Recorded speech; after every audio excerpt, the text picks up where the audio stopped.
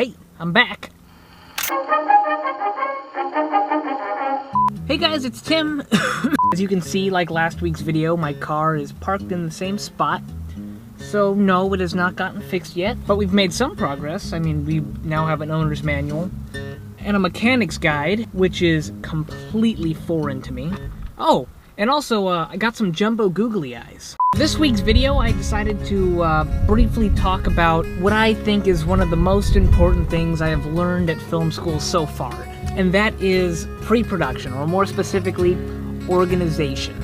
Being someone who's made skits with my friends for roughly 8 years has helped me accept the fact that I am given a very limited window of time when it comes to production. Unfortunately, the world does not revolve around a filmmaker, and everybody has their own life. So it can be really challenging to get people together and to complete a project in time. Now I'm gonna give you guys a basic overview of what I do for pre-production, but keep in mind that this is just how I do it. I'm not saying this is the only way to do it, and it probably isn't the best way, but it's just what I've learned over the years that helps me get things done. Also, although I said I'm talking about pre-production, I am solely focusing on the organization aspect of pre-production and not the creative writing process, because that is just a whole nother beast and we'll have to tackle that some other time. So I'm gonna break it down into 3 basic steps. Step 1, kill the lazy man. I think gaining momentum on creating a project, at least for me,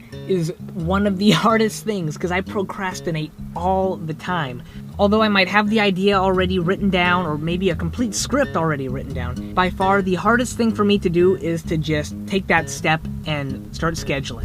Scheduling is probably my least favorite aspect of filmmaking, but this is something that you just need to do. You need to write down possible names, you need to call people up.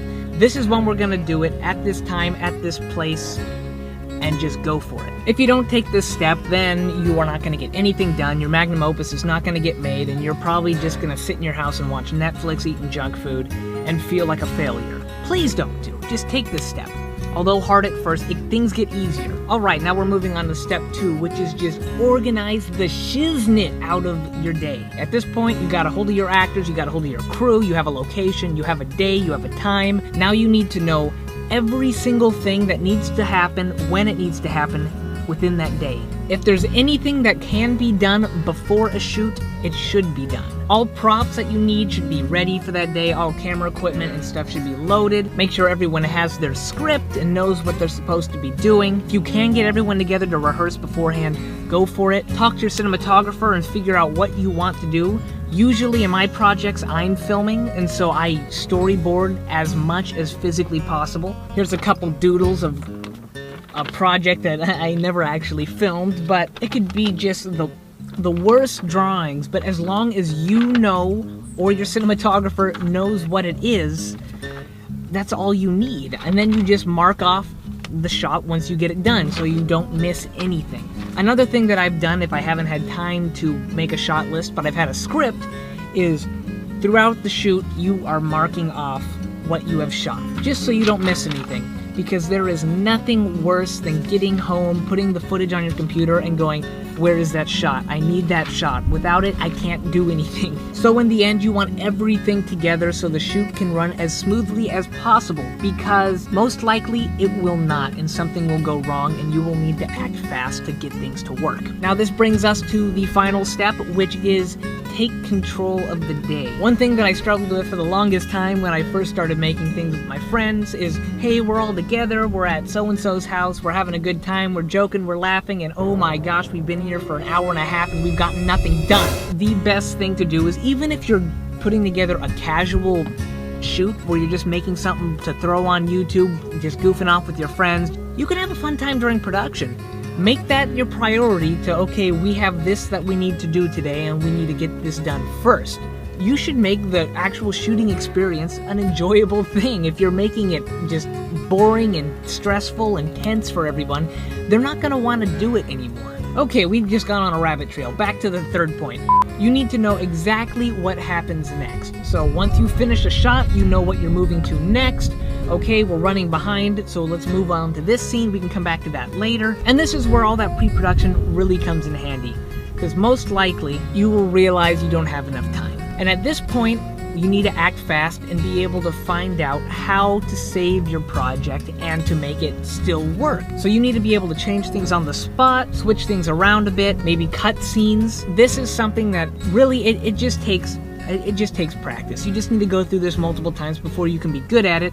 But the more you work on the pre-production organizing aspect of things, the better you will be able to handle obstacles like that. Because you will always be faced with obstacles while on set. Yeah, so that's my 3 tips on being organized with your pre-production. Now for those of you who either use my techniques or maybe make your own techniques, it will give you a huge head start when you jump into film school. There are plenty of people there who want to focus on the creative aspect. And no, I want to make art. And you do not focus on the boring organizing of pre-production. It's going to fall apart. If you're able to use this, you will be given a huge head start and people will want to work with you. They will either want you to help them with their projects or they will want to help you out with yours. So it's a really neat trait that not a lot of people seem to have, at least from my experience. And that pretty much sums it up. Alright guys, so thanks for watching. I hope this video was informative. If you have any other things you would like me to talk about, please post it in the comments. You can follow me on Instagram, Twitter, and Snapchat, which Instagram's now doing a weird Snapchat thing, so I don't know what's going to happen with the Snapchat account. Definitely follow me on Instagram. Like, comment, subscribe. I think we have about 9 subscribers right now, and I know about 6 of them. I think 3 or 4 are actually from my film classes. So, hey, thanks for watching. You guys are awesome. I will talk to you guys next time. Also, one more thing that is extremely crucial. Gaffer tape. Get it. You may not think you need it, but you need it. Get it.